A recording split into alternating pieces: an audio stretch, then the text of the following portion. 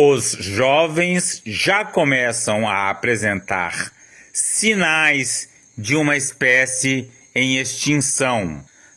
Artigo de Luiz Felipe Pondé, publicado na Folha de São Paulo, dia 8 de fevereiro de 2026. Todo mundo que acompanha o canal do professor Paulo Giraldelli sabe muito bem como que o Pondé é um pilantra, né? E até quem não acompanha também já pode ter chegado a essa mesma conclusão por outras formas. E aí o Pondé publicou esse texto que fala em espécie em extinção, né? Eu sou biólogo ambientalista, eu entendo de espécies em extinção e usou como símbolo, né? como imagem, como ilustração, essa figura que vocês estão vendo aí de uma série de cromossomos. Então eu falei, beleza, o negócio é sobre baitologia, vamos ver qual é a sacanagem que o Pondé está armando. Os jovens já começam a apresentar sinais de uma espécie em extinção. Então, vamos entender o que são os sinais de uma espécie em extinção que os jovens possam apresentar para poder tentar entender o que o Pondé está querendo dizer, né? Então, o que a gente vê nos animais, né? Uma espécie em extinção, geralmente ela passa por um processo de diminuição de tamanho populacional. Então há um gargalo populacional e aí os jovens começam a nascer com certas fraquezas, porque você tem muito alto cruzamento, né, inbreeding, né, que a gente usa do inglês, que é uma perda de variabilidade genética pelo fato de você... A gente sabe, né, quando você tem filho com seus primos, tal, os filhos podem sair com problemas de saúde, né, e os jovens de uma espécie em extinção, então eles são meio fracos e perdem capacidade adaptativa também, por causa da perda de variabilidade genética. Agora, isso não acontece com seres humanos, porque apesar da gente estar vivendo uma situação de início de colapso climático, que pode levar muito provavelmente à extinção da espécie humana, o nosso tamanho populacional é gigantesco.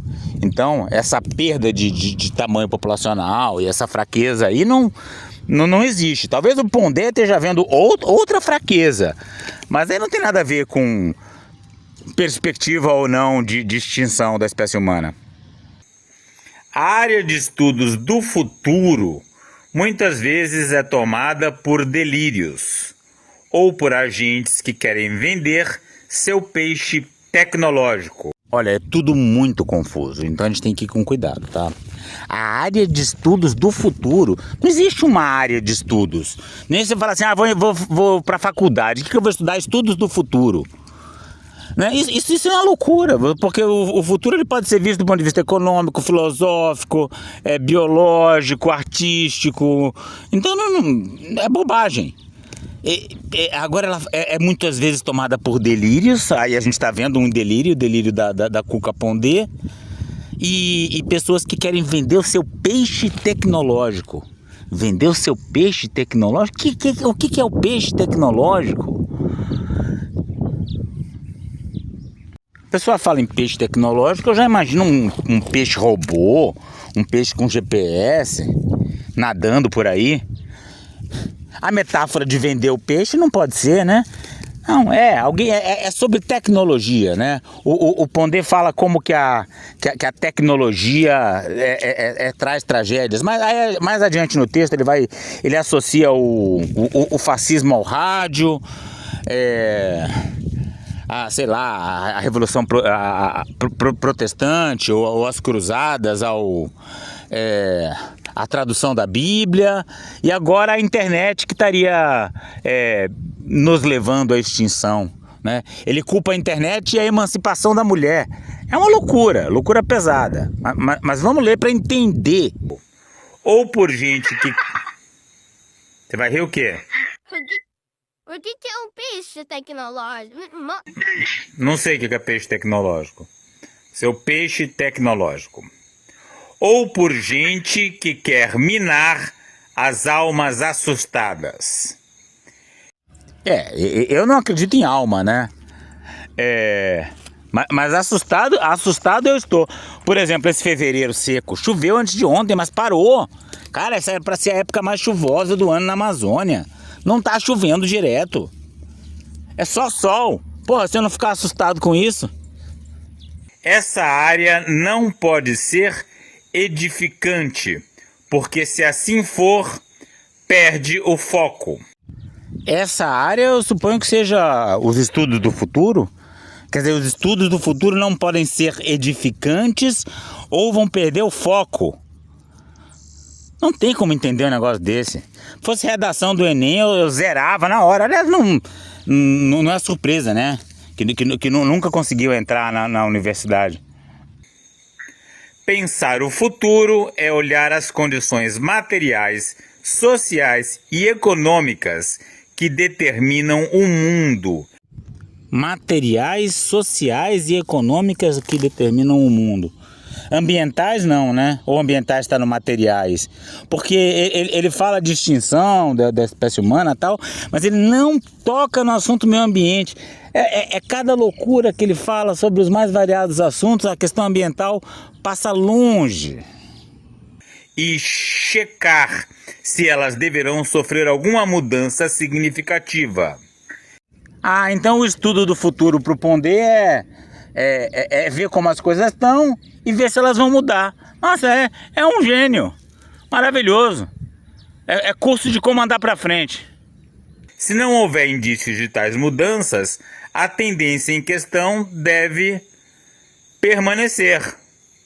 Possivelmente, se radicalizar. Vejamos.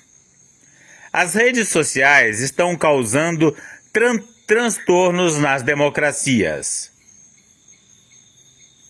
Assim como a invenção da imprensa e a tradução da Bíblia para línguas vernaculares por volta de 1500 foram algumas das causas das guerras religiosas na Europa. O que, por sua vez...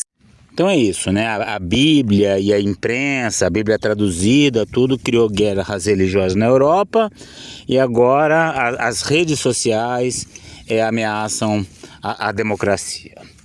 Vamos lá.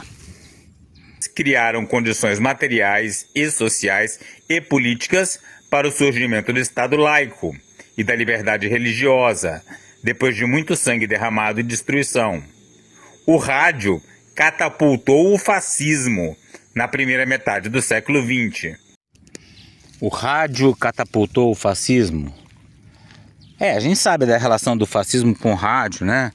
Mas enfim, isso aí eu deixo para os especialistas, para os universitários. Vamos para a parte... E as redes estão estremecendo os mecanismos representativos das democracias. Esse processo vai mudar? Provavelmente não. O mundo digital está radicalmente monetizado e dificilmente deixará de existir.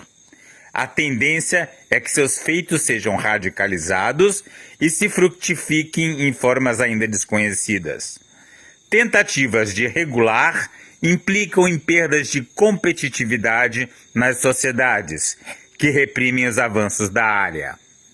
A Europa, em comparação com os Estados Unidos e a China, sabe bem disso. Esperemos sim mais transtornos e a esperança de que alguma forma de acomodação ocorra. Ele não está falando Lé com Cré, né? É possível isso.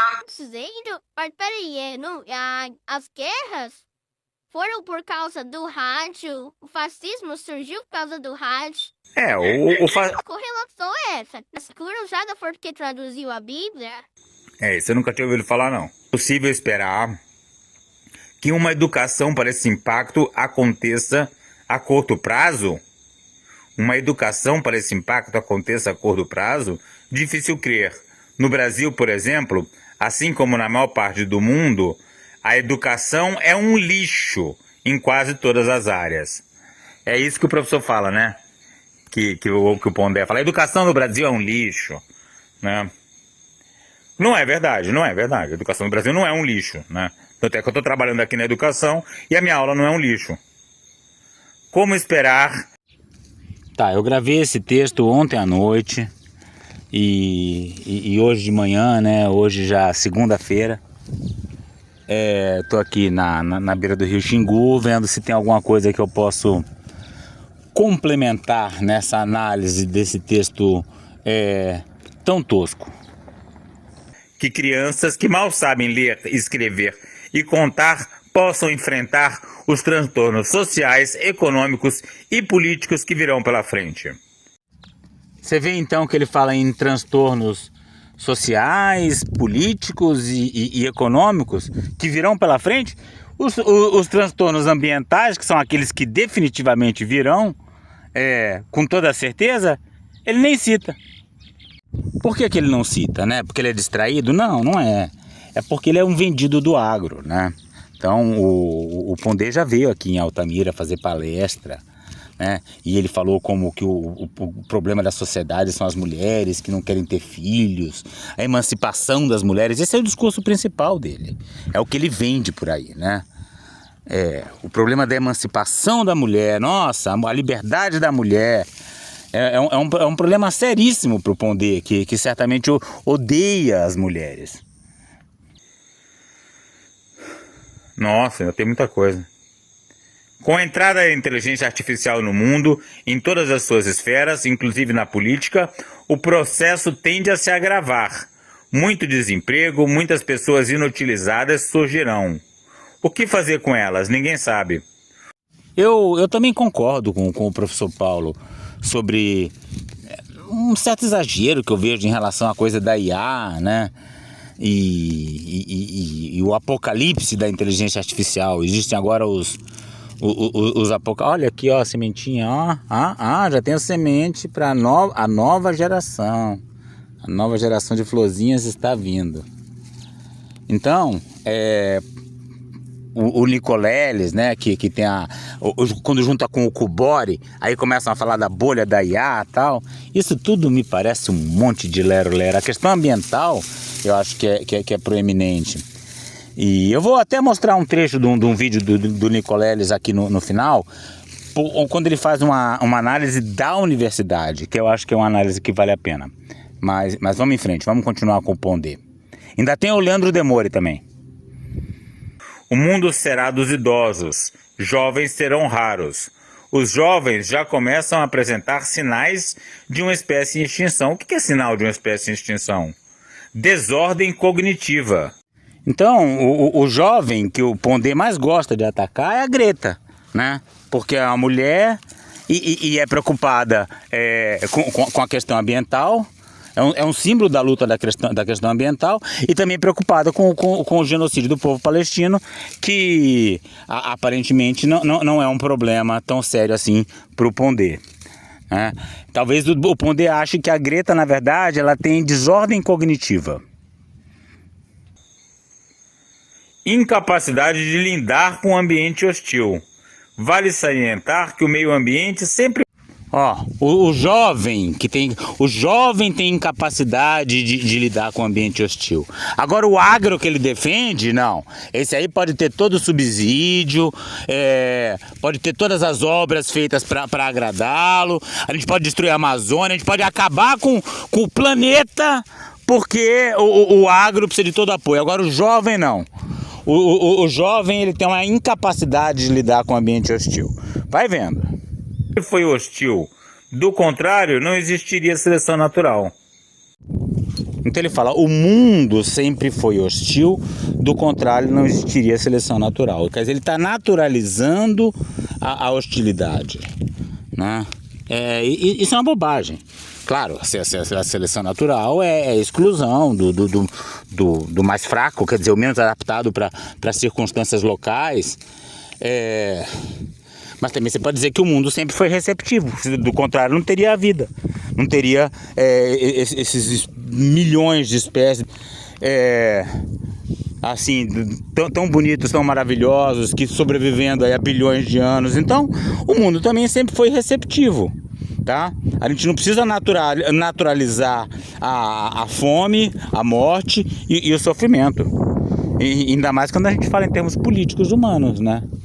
A gente pode ter um mundo acolhedor para todos. Dizer que a seleção natural é a prova de que a hostilidade é inevitável, já é o golpe do Pondé que ele está querendo passar aí dentro desse texto.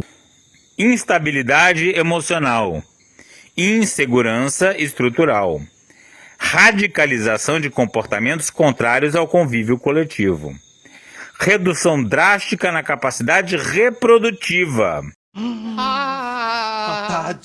Tadinha, que barra. E a habilidade de garantir a própria sobrevivência. A capacidade reprodutiva do Pondé é uma coisa incrível, né? Ele tem aquela filha que fez vendia um produto pornô, não era isso? De sex shop, não era isso? Então, é isso mesmo, a filha de sex shop. Enfim, era isso, né?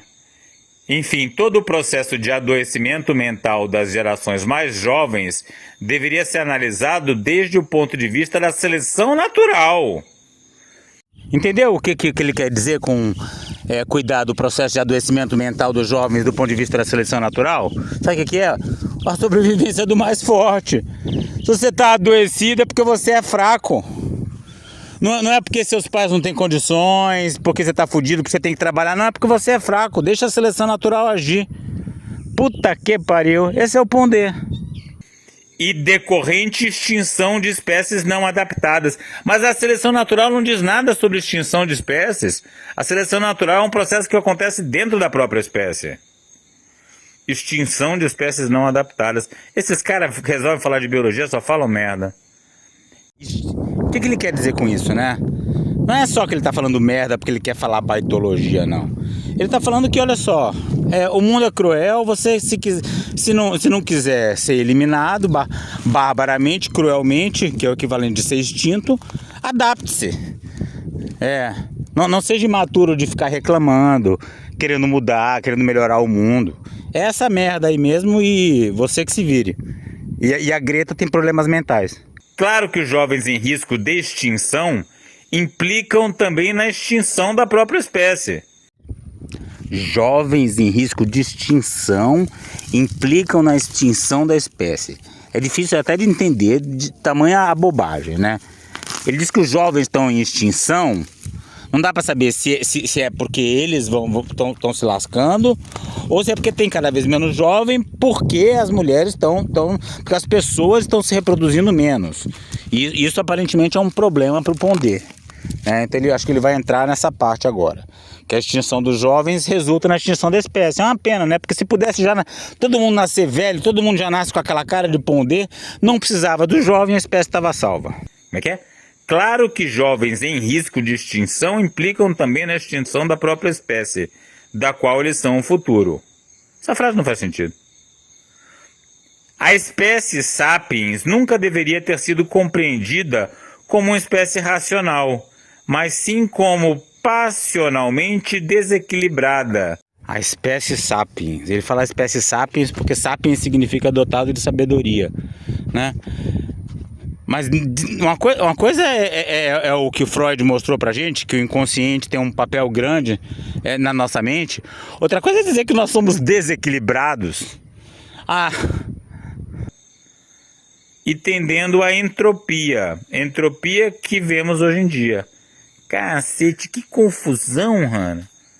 Por sua vez, essa redução do número de jovens é consequência das decisões individuais de mulheres e homens que chegaram à conclusão de que filhos são ônus e não bônus. Viado! O que, por sua vez, é desdobramento histórico necessário da emancipação feminina. Ai! Gente, que tragédia. Tadinha.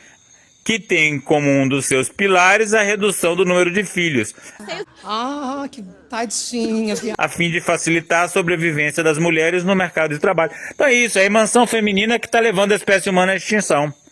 Fechou, o bom Deus deu a mulher trabalhando. Vai acabar com a espécie, negócio de mulher trabalhando. Então, tá absurdo, hein? Não, o melhor é que ele falou que assim, ó, não tem mais como controlar a internet, não adianta. Quem tentar controlar a internet vai ficar decadente igual a China. Ele falou. Causa desse fenômeno é também a decisão de jovens, homens e mulheres, acerca do grande estresse que são os compromissos amorosos e sexuais excessivamente sólidos. Ah, sim, mas aí não são só os jovens, não. Eu mesmo também. Outro dia alguém falou, você mora sozinho nessa casa, que coisa solitária. Não. Aí apareceu uma perereca lá em casa. Aí a perereca sumiu. Eu não sei onde está a perereca. Aí a Maria Ângela disse, não, se você não sabe onde ela está, é porque ela não é sua. Pra mim tá bom. O amor atrapalha os negócios. Os departamentos de compliance sabem bem disso. Esse fenômeno vai mudar? A emancipação feminina vai acabar? Evidentemente que não. A menos que uma catástrofe leve a humanidade de volta ao Neolítico. E assim as mulheres voltem a ficar grávidas todo o tempo devido ao aumento da atividade sexual voluntária ou involuntária. Olha, o Pondé bota a esperança dele no colapso. O Pondé bota a esperança dele no colapso, porque a gente volta para o Neolítico, as mulheres voltam a dar, voltam a engravidar e a coisa começa a ficar boa de novo. Por fim, o capitalismo é um sistema baseado em contratos de concupiscência. Que é isso? Concupiscências. Contratos de concupiscência. O que é isso? Concupiscência é um termo teológico usado pelo filósofo Agostinho para descrever a tendência do comportamento humano a buscar furiosamente seus objetos de desejo. Concupiscências são destrutivas porque fazem dos seres humanos crianças velhas loucas para atingir o que desejam. O capitalismo é a política da concupiscência. Você acha que isso vai mudar? Não. Você anda cometendo muitos crimes em série. Notei aí que só essa semana foram 4 ou 5 crimes. E mesmo com tantas acusações falsas contra mim, 1000 vezes escutar o Leandro Demore a ficar lendo esse texto do Pondé, hein? Parabéns para quem chegou até aqui. Outro dia a Cláudia Bora me mandou uma mensagem e falou, Rodolfo, esse não é o Leandro Demore, a voz dele tá diferente e a sincronia não bate com a boca. As pessoas não entendem que jornalistas que trabalham muito como o Leandro Demore terminem ficando até com alguma certa rouquidão que altere o tom da sua voz. Crimes ambientais, crimes aí de maus tratos a animais aí. O novo escândalo é a situação do pelo da coisinha, né? Que não era tosada desde junho do ano passado. E aí começaram até a campanha, justiça pra coisinha e tal. Mandei, tá lá no pet shop. Mais tarde eu vou buscar tosadinha, vocês não vão nem reconhecê-la. Crimes aí também eleitorais, de fazer propaganda eleitoral fora da época. Segunda-feira, 9 de fevereiro de 2026, nada acontece aqui na obra da reconstrução da ponte do Igarapé, Ambé. Apenas 2 pescadores ali no local. Tudo parado. Não estou fazendo propaganda. Quando a obra anda, eu falo que a obra anda. Quando ela não anda, eu falo que ela não anda. E eu lamento que não tenha sido feita de concreto ou de ferro. E eu acho um absurdo derrubar essas árvores lindas, maravilhosas, valiosíssimas da floresta tropical para fazer uma ponte que vai durar quanto tempo? Sei lá, diz que essa madeira aqui, essa aqui do meio, já não é madeira de primeira. Aquela outra ali é melhor. Não, daqui uns anos acaba, né? Uma árvore que demorou séculos para crescer, vai ser usada aqui dessa forma descartável. Imagina o tamanho da floresta que foi destruída para tirar essa madeira toda. Então isso não é propaganda. Eu estou aqui fazendo como é que eu digo? A crônica da reconstrução da ponte.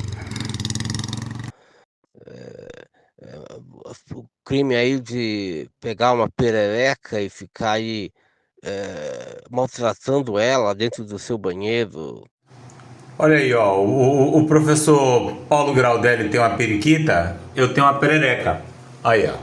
Eita, caiu aqui toda com as pernas abertas ela, ó. Eu maltratei mesmo. Não, isso é o mal do baitólogo. Ele vê um bicho, já quer pegar, né? Não tem jeito. Aí peguei, estressei a bichinha, mas soltei depois, né? Sei lá onde é que ela tá. Eu não tenho visto ela lá no banheiro, não. Tudo isso documentado. E agora também você, ainda por cima, fica mostrando o furúnculo para todo mundo ver. A gente tem que normalizar o furúnculo, né? Aqui ele, ó. A Cláudia falou, não mostra o furúnculo. Mas, cara, a audiência aqui não tem como baixar mais do que isso. Daqui a pouco fica bom. Aí no meio do mato, aí arrancando o mato. Veja bem, você está cometendo crimes em série. Isso daí para mim está sendo realmente uma situação incrível para que eu possa destruir o seu canal. E é minha vingança. Essa linguagem do YouTube, né? Eu vou destruir o seu canal. Parece uma coisa assim meio homoerótica, né? Será completa. Olha que coisa linda, é a minha perereca. A sua recompensa dopaminérgica vinha ao longo de um processo extremamente longo, ainda é esse processo, só que hoje tá havendo uma evasão enorme dos cursos de doutorado, Eu acho interessante isso que o Nicoleles está falando da evasão, do meio universitário, mas a sua compensação dopaminérgica, ela vinha de uma forma... Cara, por que você não fala a satisfação, né? A satisfação com a vida acadêmica, essa é que é a questão, não é a compensação dopaminérgica, né? Porque eu resolvi seguir na vida acadêmica, por quê? Porque eu era apaixonado pela minha faculdade no tempo da graduação. Né? Apaixonado por tudo, pelas meninas, pelos estudos, pelo espaço, eu era acolhedor, eu queria aquilo para sempre para mim, né? Aí você vai falar, não, a sua compensação dopaminérgica era muito boa nos anos 90, não, a alegria, a satisfação, é porque ele é neuro coisa, né? Então esses neurocientistas, agora tudo é o cérebro e tudo é a compensação dopaminérgica. Mas tá, vamos lá que ele tem coisa importante para falar. Cursos acadêmicos, né? A recompensa não aparece. E é um mundo cruel, é um mundo... As pessoas não têm ideia como é competitivo o mundo. Tá, o mundo acadêmico é cruel e é competitivo. Eu entendi essa crueldade toda plenamente no segundo semestre do ano passado. Quando eu vi que a minha atividade de arborização terminou virando um problema contra mim. E eu achava que sempre com a argumentação, sempre seguindo a lei, sempre fazendo o melhor, o justo, o necessário, eu estaria seguro, mas não. E o mundo universitário é um mundo de política tão cruel quanto o mundo cão. O que se vê aí no Congresso, no Legislativo, não é muito diferente do que se vê nos processos políticos acadêmicos, né? Isso é a crueldade. Agora tem a competição também. A competição aqui é um pouco diferente, porque eu estou numa universidade periférica, no meio da Amazônia. Por isso que eu consegui passar no concurso, porque eu nunca fui aquele pesquisador da mega produtividade. Sempre tive meus artigos que eu estou fazendo, outro, manda para revista, volta, é difícil, refaz o teste e tal. Sempre tive alguma produtividade, nunca deixei de ter. Mas eu nunca fui aquela pessoa que vive pela produtividade acadêmica, senão eu não estava aqui no meio do mato, arrancando mato, ajeitando, recuperando uma área da cidade, né? Me envolvi muito com a política dos caiapó, com a luta dos povos indígenas, com a luta dos ribeirinhos. Então, produzir o suficiente para poder entrar no meu concurso e depois dividir as atenções entre a pesquisação, os trabalhos, a questão política e a produtividade. Isso só é possível porque eu estou numa universidade na Amazônia, numa área periférica. Diz que na USP, na UFRJ, nas grandes universidades centrais, se você não estiver sempre na crista da onda da produtividade, você é excluído. Na verdade, eu sou excluído. Cadê? Vocês estão vendo algum aluno aqui? Não tem. Não tem. Quantos projetos financiados eu tenho? Também não. Eu tenho um projeto aqui que eu faço quase com as minhas próprias mãos, porque às vezes eu contrato um pessoal que eu pago do meu próprio bolso. Então eu sou, de fato, um pesquisador excluído do sistema devido a essa competição que o Nicolelli está falando.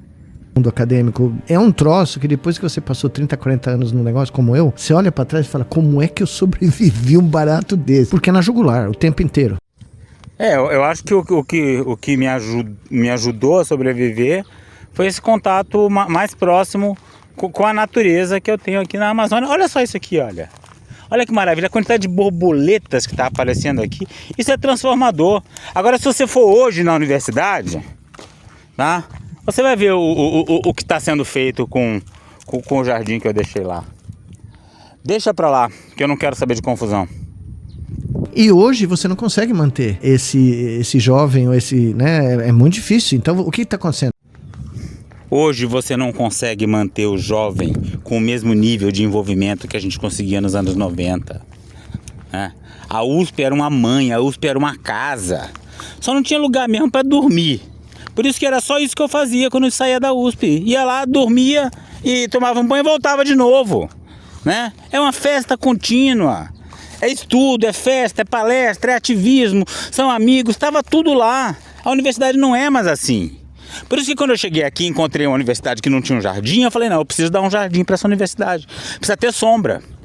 Eu achei que a arborização e a jardinagem ia trazer as pessoas de volta para o convívio universitário. Mas muito pouco, porque essas forças que estão tirando as pessoas de dentro da universidade são muito poderosas. E o envolvimento dos jovens e dos professores também. Professores não se envolvem mais. Ninguém quer saber de confronto. A pessoa vai dar a sua aula, faz a sua pesquisa e são poucos que se envolvem com a política. A maior parte não quer confusão, porque vem confusão mesmo se você quiser enfrentar as forças dominantes por uma universidade melhor. Saiu na Nature outro dia. O número de distúrbios mentais, de problemas de saúde mental na academia explodiu. E eles são postos embaixo do tapete, entendeu? E não são só professores, não. Alunos sofrendo. Alunos sofrendo de várias formas, com desesperança, sofrendo de racismo, sofrendo de bullying. Né? Então o sofrimento, a universidade que era um lugar de alegria e prazer, vem se tornando um local de sofrimento e a gente precisa das universidades. Porque olha só, bem ou mal, tô aqui, não tô lá dentro dos muros, mas tô aqui falando com vocês, peguei o texto do Pondé, mostrei que o que ele falou de seleção natural tá errado, tá? Então que não dá. Então por que eu pude falar isso? Porque eu sou professor de evolução. Todo ano eu explico o que é seleção natural para uma turma jovem de alunos. Então quando eu vejo o Pondé falar daquele jeito, eu falo, tá errado. Tá errado, eu trago isso pro YouTube. Sei lá quantas pessoas vão ver, mas pelo menos tô fazendo. Se eu estivesse dentro da universidade agora, eu tava falando com quem? Com ninguém. Tudo vazio. Tudo subutilizado. Né? Aí pra ficar vendo certas coisas, eu prefiro ficar aqui, ó. Tá bem ali, ó. Dá pra ver daqui, ó. 4 quilômetros do outro lado. Entendi. Eles não, porque você não pode mostrar que você tem nem a universidade quer e nem os orientadores ou o grupo do, né, o departamento, tal. Todo mundo, ninguém quer dizer que está gerando toda sorte de pressões, angústia, depressão, né, suicídio. E de repente surgiu depois da pandemia, isso veio à tona, coisas que eu vi na minha carreira. Entendi. Eu vi gente despencar no meio do caminho porque não aguentou a pressão, não aguentou a competição. É um troço brutal, porque o grau de rejeição é muito grande. Zé Pucá, 1000 vezes Zé Pucá do Arabamé. Para saber mais e participar dessa luta radical pelos povos indígenas, a floresta tropical e a biodiversidade de modo geral, inscreva-se no canal, deixe seu like e comentário.